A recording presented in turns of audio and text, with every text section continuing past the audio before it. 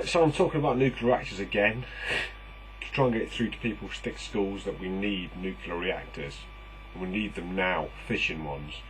When the fusion reactors come online in 2030, 2050, we still need fissionable nuclear reactors. Now, the nuclear fuel cycle can be set up in such a fashion that we could use liquid metal fast breeder reactors along with pressurized water reactors or hot water reactors to maintain the fuel at an enriched state, thus staying within the nuclear proliferation treaty kind of thing. Now, that is entirely possible, but obviously with some countries possessing nuclear weapons,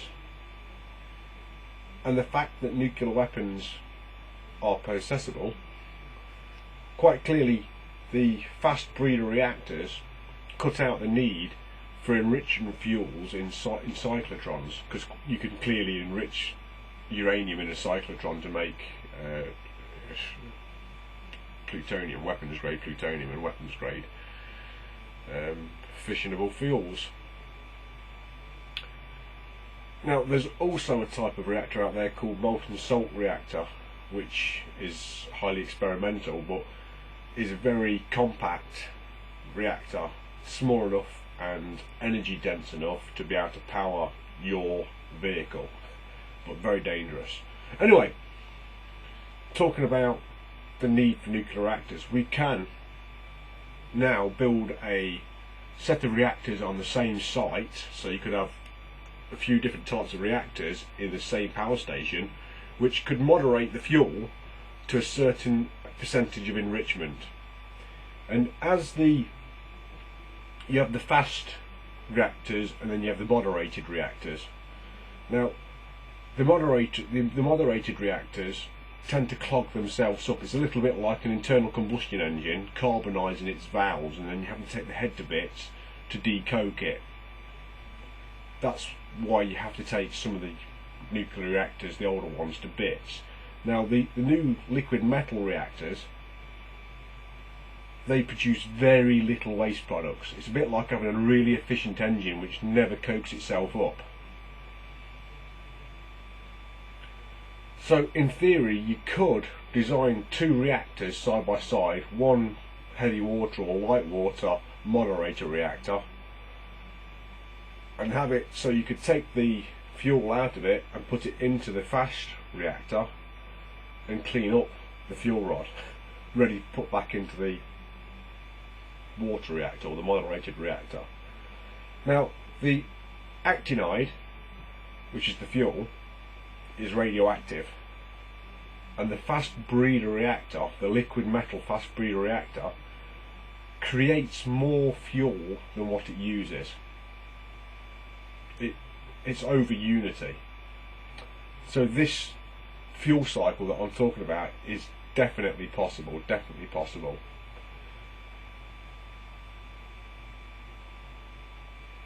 And the benefits of the sodium fast breeder reactors are that the sodium prevents corrosion in all the parts of the reactor as well.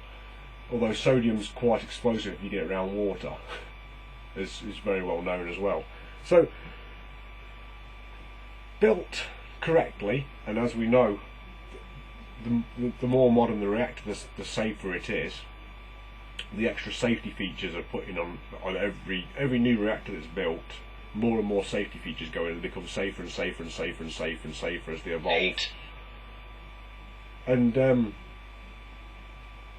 it's about time that this Nuclear Proliferation Act went out the wayside.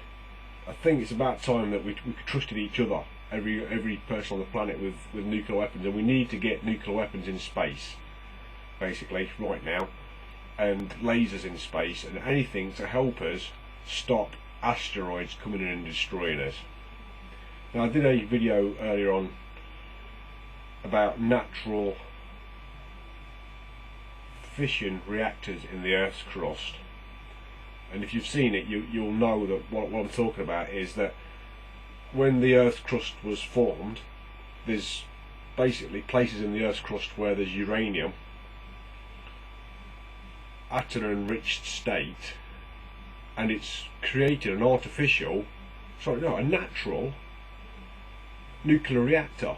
It's capable of generating megawatts of power. It's possible this is where the land lights that you see come from. So when you see land lights, these plasma balls floating above the Earth's surface, possibly they create that. Now, the ones that we've found, i.e. the scientists have found on the planet, there's about 15 of them, around about 100 kilowatts. They will produce around about 100 kilowatts of power. Now that's amazing, absolutely amazing. Now imagine if one of those went into meltdown, went completely fissile and blew up. Maybe some of the craters that you see around the planet are from where these things blew up as they went into meltdown, went into fissile meltdown and started breaking atoms to pieces, just like in a nuclear bomb. So some of the craters that you see could be from that, and these are naturally occurring in the Earth's crust, and right now as we speak they are producing hundreds of kilowatts day by day, constantly. They've been doing it for hundreds of thousands of years.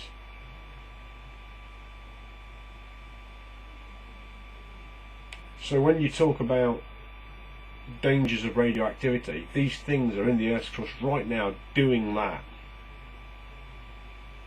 There's something called NORM in England and throughout the whole world. It's N-O-R-M, NORM.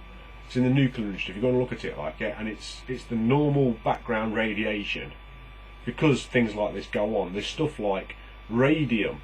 If you dig out mud in the United Kingdom, a certain percentage of that mud is guaranteed to be radium, and it's from a decay process from uranium. So uranium was formed hundreds of thousands of years ago. It keeps on decaying and decaying and decaying, and maybe one of these natural reactors in the Earth's crust blew all its uranium out, scattered it everywhere, and that's decaying in the Earth's in the mud, basically, that you're standing on right now, or it's outside your house, and that's creating radon gas that you're breathing in right now, and all that's called NORM. That's in what we call NORM, normal background radiation. Now, nuclear reactors are safe as houses. When you compare it to an oil tanker, which could lose engine power, then wash up onto a beach and spill its oil out everywhere, there's no comparison in the safety of a nuclear reactor. You can't even put them into the same safety category. You know full well there's going to be hundreds of oil tanker disasters, guaranteed, whereas there might only be one or two nuclear disasters in the next 1,000 years, just from normal accidents.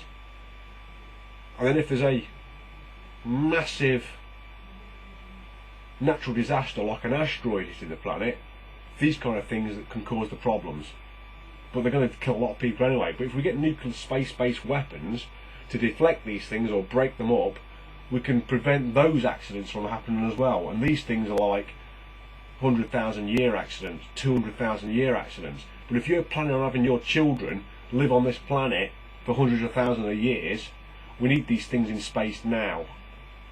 Fast breeder reactors can produce weapons grade plutonium.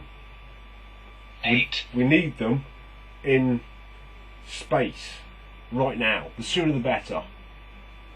Every day that passes is a day closer to an asteroid hitting the planet. And if we haven't got space-based lasers and space-based nuclear technology, we're not going to be able to defend the planet against natural disasters of that kind of scale.